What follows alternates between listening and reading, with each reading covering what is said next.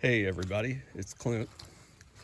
Today I'm going to show you how I mix my clay and the process that's involved in that. This is my clay right here. I store it in this container, just some concrete block. This allows it to weather outside. It breaks down the larger particle sizes, and when it gets rained on, it's easier to mix that way. I've always liked to do it that way so that some of the potters that I learned from, and it's pretty much a blue yellow mixture or a gray yellow. Some potters call it blue clay, but I'll show you some of a close-up of some of it, what it looks like. You can see the veining in it, and clay is composed of different types of minerals, usually alumina, silica, and iron oxide, along with others. This particular clay, you can see the iron oxide in it. That's the yellow. It turns a rust color when it's in a clay deposit due to the water and the moisture content that's in it. And clay is usually formed from the weathering of rock over thousands of years, depositing in low-lying places in a fine particle size, and that's what makes it pliable and easy to work with.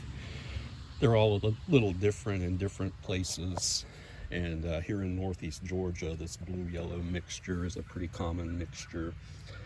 Occasionally you'll find a white clay, which is really difficult to find, or a lighter colored blue, but it all depends on whatever minerals are contained in it. And we have a lot of red Georgia clay. I'll show you, if you're not from Georgia, I'll show you some of what that looks like. This is the red Georgia clay right here. That won't work for pottery making, so I don't like to use that. But and I've brought a few pictures out to show you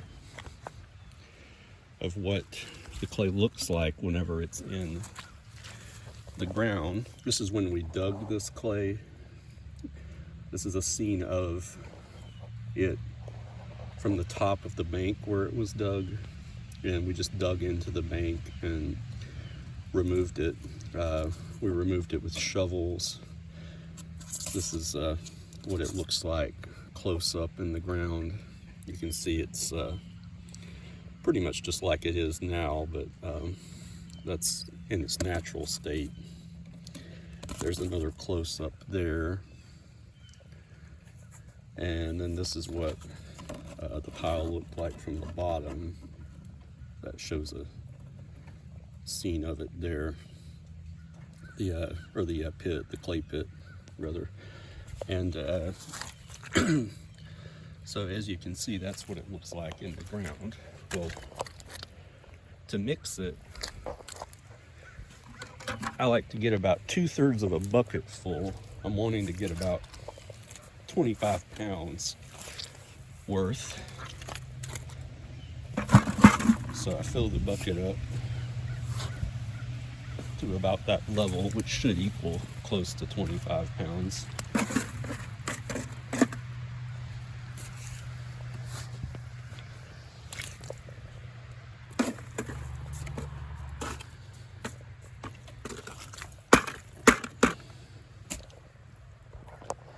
Should be pretty close. And I'll take it in the shop.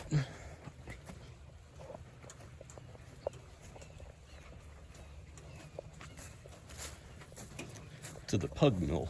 The pugmill is a machine that has rotating blades in it, and it mixes the clay together into an even consistency. When it's raw out of the pile, it has hard and soft places in it, and those hard and soft places make it where you can't turn with it. As you can see, I've already started some, and there's some already in the mill, But what it'll do, these blades will rotate around. I'll go ahead and turn it on. They rotate around like this, and the blades create a pushing motion that pushes it through this part, which de-airs it, and then it comes out right here in a mixed state. You can see some of it up in there. So what I'll do while that's mixing, I'll go ahead and weigh it.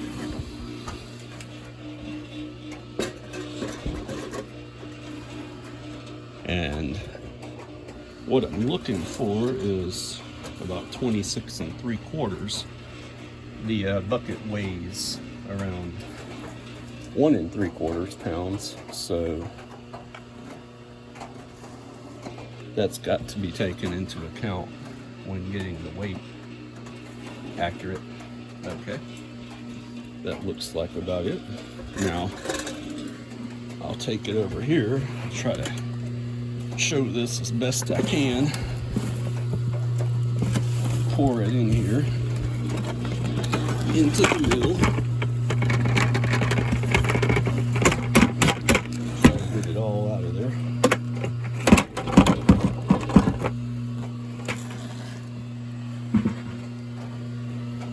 And then let it get stirred up good. Get that pine straw out of it. We don't want that in it.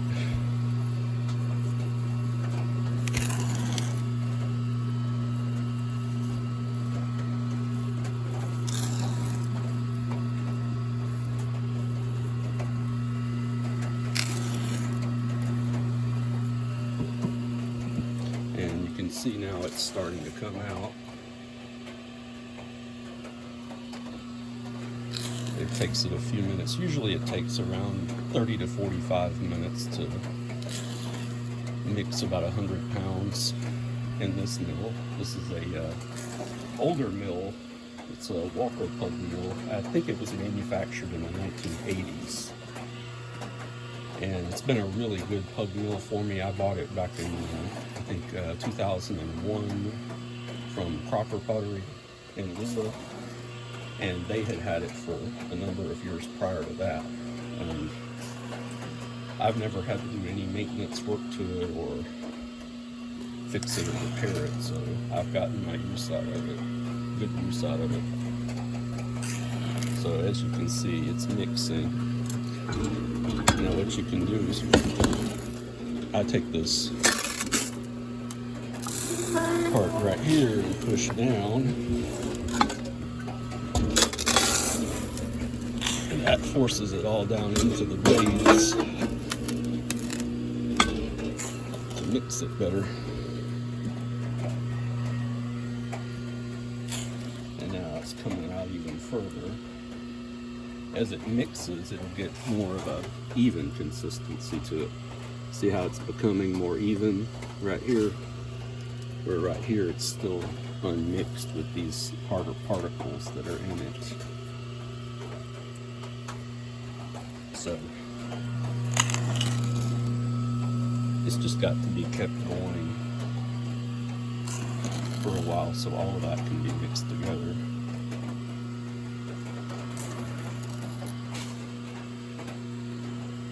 Then as it gets long enough, then you can pull it off like so. Just break it off real good.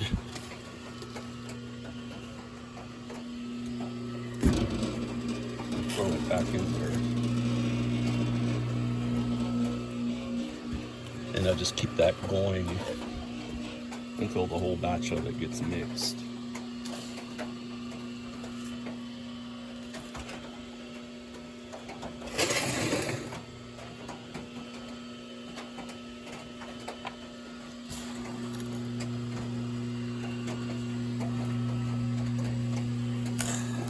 You can see it's got some white in it. I don't know if you can see that real good, but the white is Middle Georgia kaolin clay that I add to it. It helps it turn a little more consistency and gives it a little more plasticity. Plasticity is what makes it where it'll shape really well without splitting on the wheel,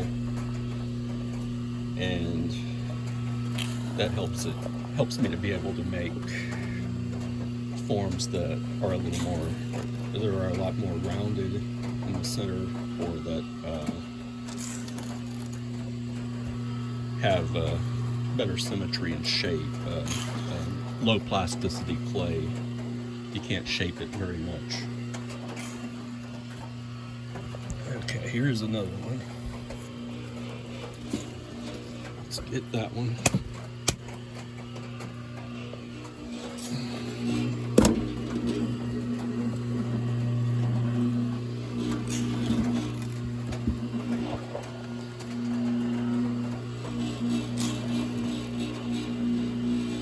And as it gets mixed up, what I'll do is I'll let the pieces over here get to about 7 inches of length, and then I cut them off and stack them up in a height of 5, and that'll be a full bag of clay, and then I'll put plastic over it and store it until I'm ready to use it. I'll show you how I do that in a minute. Let's let it get mixed up a little bit better first.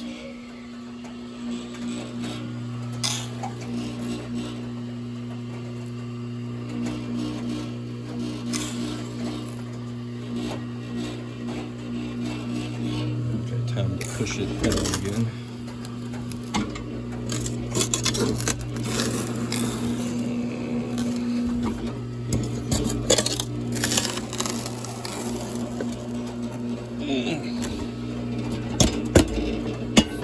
Hard to do one-handed.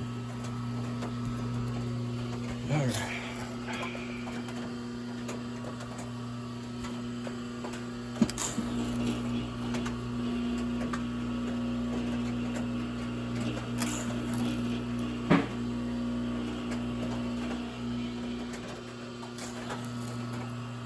There's the clay pile from out the window. You can see what it looks like from in here.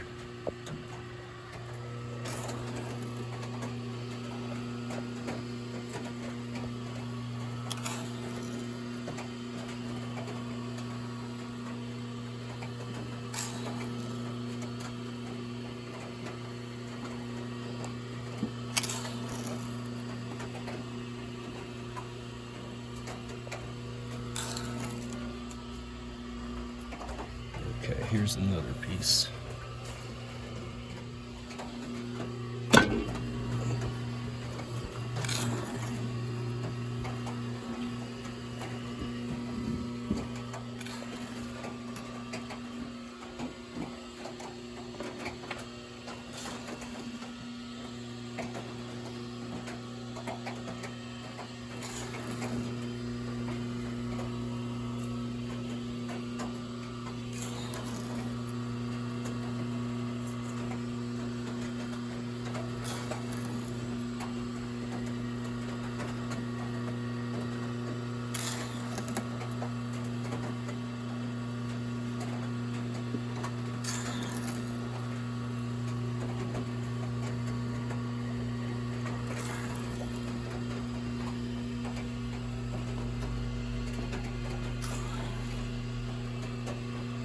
Show you a close-up right here.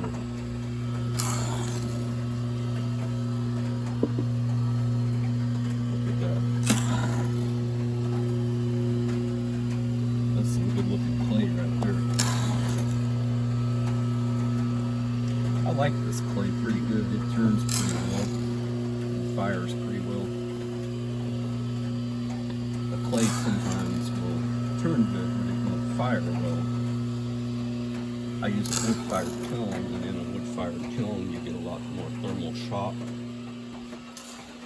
and so you need a good clay that can withstand that. What I'll do is I'll try to cut this off one-handed. If I I can. We're sorry about that. Okay. Cut that off. And then put it right there. It's still not completely mixed, but I'll show you this for demonstrating, and so the video doesn't take too long. Usually when I mix clay, I plan on mixing clay the whole day, and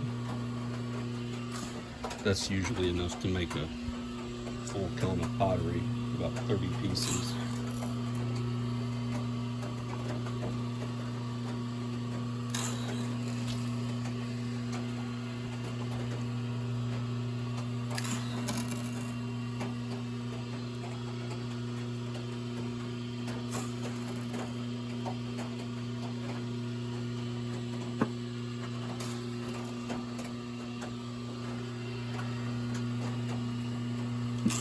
One time I was mixing clay in this, and a big rock got stuck in it.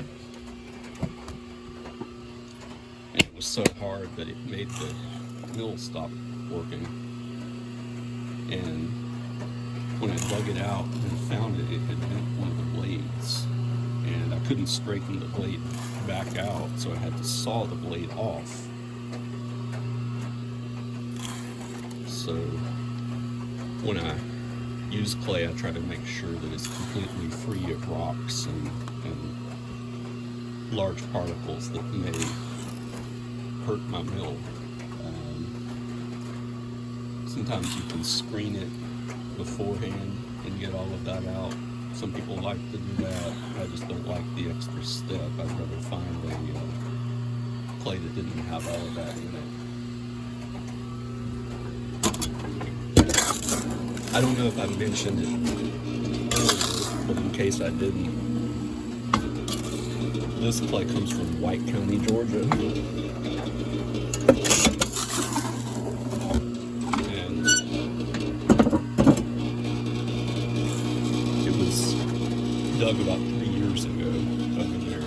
I dug about 2 pickup loads worth of it. That's enough to last about 4 years.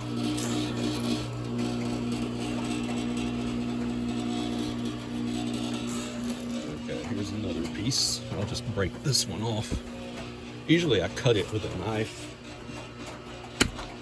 or the string that I just showed you, but I'll just do it this way for time's sake. But as you can see, I stacked the pieces up on top of one another. I'll do one more, and then I'll show you how I bag it up for storage.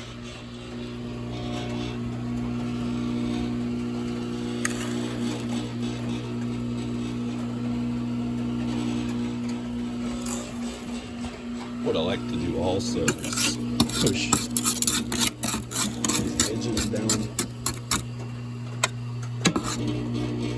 Sometimes there's some leftover unmixed sections.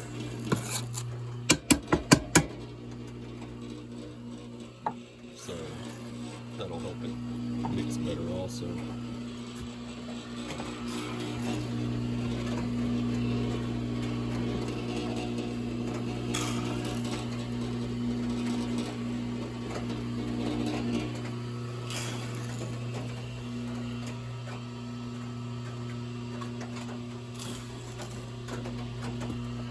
As you can see, it's a whole lot smoother than it was, and more even.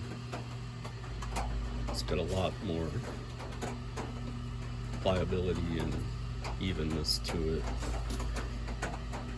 This clay will still split a little bit,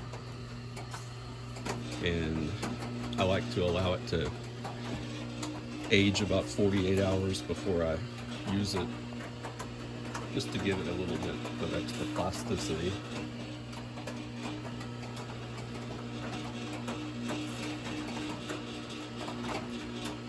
Okay, now for our final piece. Like I say, I usually stack up 5, but I'll just do 4 for time's sake. That's what it looks like. Then let me set this up here. I don't know if you can see this very well, but I'll try to have it up here where you can see it.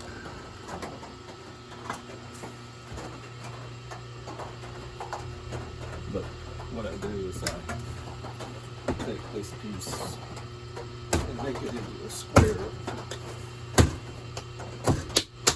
Just pound it.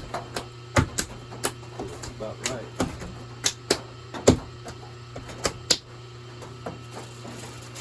Set it up like that. Take a plastic bag, put that over it.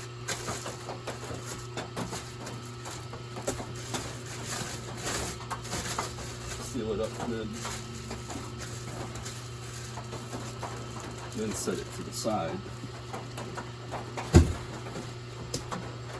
Then it's ready to use.